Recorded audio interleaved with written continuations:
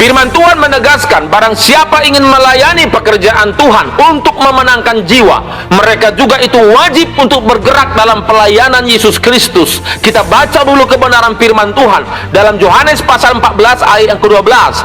Aku berkata kepadamu, sesungguhnya barang siapa percaya kepadaku, kata Yesus, ia akan melakukan juga pekerjaan-pekerjaan yang aku lakukan, bahkan pekerjaan-pekerjaan yang lebih besar daripada itu, sebab aku pergi kepada Bapa.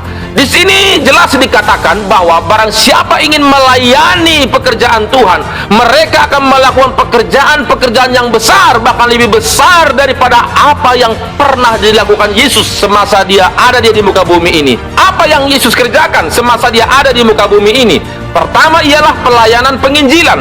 Di dalam Lukas pasal 8 ayat 1 sampai 3 firman Tuhan mengatakan, tidak lama sesudah itu Yesus berjalan berkeliling dari kota ke kota dan dari desa ke desa memberitakan Injil kerajaan Allah. Ke-12 muridnya bersama-sama dengan dia, dan juga beberapa orang perempuan yang telah disembuhkan dari roh-roh jahat atau berbagai penyakit, yaitu Maria yang disebut Magdalena yang telah dibebaskan dari 7 roh jahat, Yohana istri Kuja, bendahara Herodes, Susana, dan banyak perempuan lain.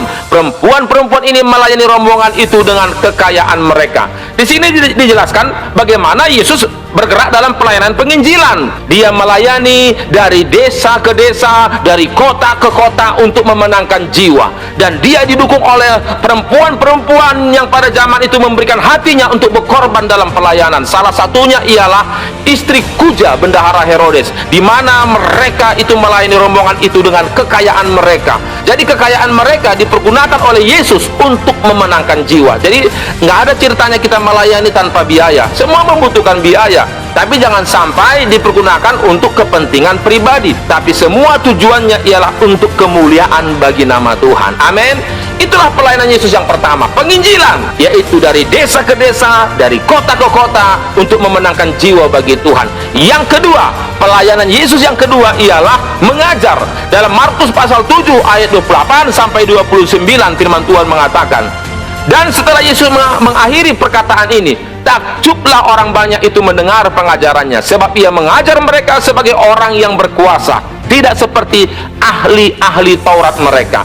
Jadi Yesus ini dibalik pelayanan penginjilan, dia juga mengajar untuk mendewasakan kerohanian yang dia layani.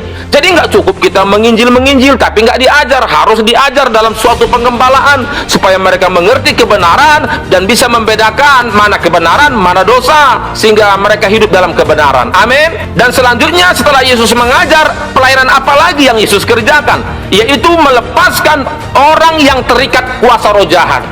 Jadi nggak cukup menginjil, nggak cukup mengajar. Ketika ada orang ingin dilepaskan dari roh jahat, kan nggak mungkin kita sarankan mereka berobat ke perdukunan. Oh silakanlah, pergilah berobatlah ke dukun. Ya otomatis ya kita sebagai hamba Tuhan, kita sebagai orang yang dipakai Tuhan harus membebaskan mereka dengan kuasa yang Tuhan percayakan, supaya mereka lepas dari ikatan kuasa roh jahat itu. Itulah yang dikerjakan Yesus, yang Yesus inginkan dikerjakan oleh orang yang percaya kepadanya. Amin. Kita baca kebenaran firman Tuhan di dalam Markus pasal 1 ayat 21 sampai 26. Firman Tuhan mengatakan, mereka tiba di Kapernaum setelah hari Sabat. Mulai Yesus segera masuk ke dalam rumah ibadat dan mengajar. Mereka takjub mendengar pengajarannya, sebab ia mengajar mereka sebagai orang yang berkuasa, tidak seperti ahli-ahli Taurat. Pada waktu itu, di dalam rumah ibadat itu ada seorang yang kerasukan roh jahat. Orang itu berteriak, apa urusanmu dengan kami, hai Yesus orang Nazaret? Engkau datang hendak membinasakan kami. Aku tahu siapa engkau, yang kudus dari Allah. Tetapi Yesus menghardiknya, katanya, diam, keluarlah daripadanya. Roh itu menggoncang-goncang orang itu, dan sambil menjerit dengan suara nyaring, ia keluar daripadanya. Jadi nggak cukup hanya menginjil dan mengajar saja, tapi ketika ada umat Tuhan diganggu oleh kuasa roh jahat, saat itulah kuasa Tuhan digunakan untuk mengusir orang-orang yang terikat kuasa gelap itu. Dan kita melihat kebenaran firman Tuhan mengatakan, orang yang kerasukan ini bukan berada di luar ibadah, tapi di saat beribadah. Jadi ini berbicara bahwa orang Kristen pun bisa diganggu kuasa roh jahat. Makanya perlu namanya kuasa dari Tuhan untuk mengusir setiap pekerjaan setan yang mengganggu anak-anak Tuhan. Amin.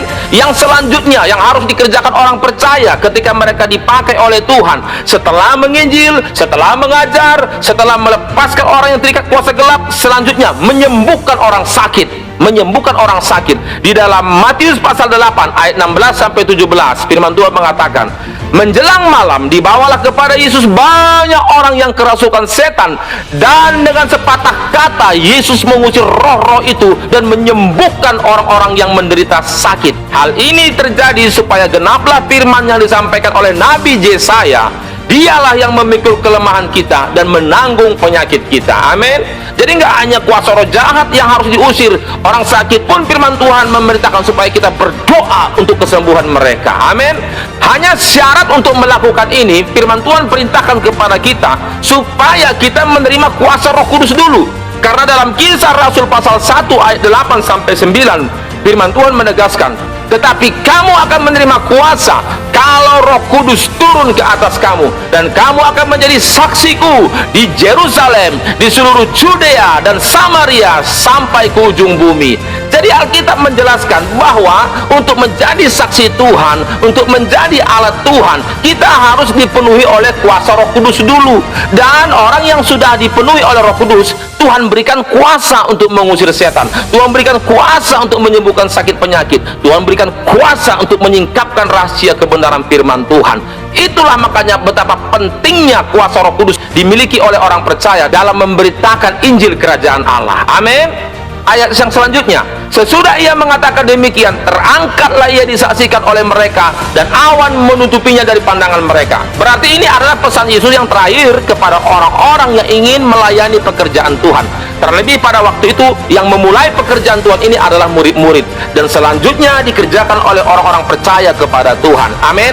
Jadi mari lakukanlah pekerjaan Tuhan ini, minta kuasa Roh Kudus supaya dalam pemberitaan Injil di situ dinyatakan kuasa kebenaran firman Tuhan. Ketika ada orang sakit disembuhkan. Ketika ada orang yang terikat dilepaskan. Ketika ada orang putus asa dihiburkan. Dan ketika orang butuh kebenaran, ada rahasia firman yang disingkapkan. Amin. Jadi kita nggak boleh anti kepada apa yang sudah pernah dikerjakan oleh Yesus. Kalau kita anti salah satu apa yang dikerjakan oleh Yesus, sama dengan kita anti kepada pekerjaan Tuhan. Amin. Jadi ada orang suka mengajar tapi anti mujizat, ada orang suka pelayanan mujizat tapi anti pengajaran. Itu namanya saudara anti salah satu pelayanan Yesus Kristus. Itu adalah salah satu juga dosa yang tidak disukai oleh Tuhan. Kita harus mengerjakan semua apa yang Yesus kerjakan ketika dia masih ada di muka bumi ini, yaitu bergerak dalam pelayanan penginjilan, dalam pengajaran, dan dalam melepaskan orang yang terikat dengan kuasa gelap, dan mendoakan orang yang sakit supaya sembuh. Dan syaratnya tadi sudah saya sampaikan, yaitu kita harus menerima pengurapan dari Roh Kudus untuk menerima kuasa itu. Amin. Kiranya kebenaran firman Tuhan ini jadi berkat dalam hidup saudara. Salam dari saya, Pastor Joni Nathanael Sinuhaji. God bless you.